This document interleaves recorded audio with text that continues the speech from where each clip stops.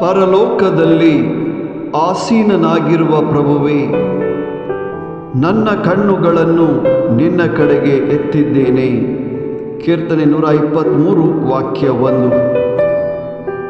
ಪ್ರಿಯ ಸ್ನೇಹಿತರೆ, ನಮ್ಮ ರನ್ಮನಗಳ ದೃಷ್ಟಿಯನ್ನು ಸ್ವರ್ಗದಲ್ಲಿ ಆಸೀನರಾದಂಥ ಸರ್ವೇಶ್ವರನ ಕಡೆಗೆ ಎತ್ತೋಣ, ಇಡೋಣ.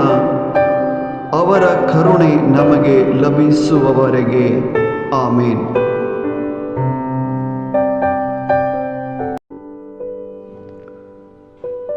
तू सर्गी सिंहासनार बसलाय, तुझे कडेन मुझे दोळे उबारता.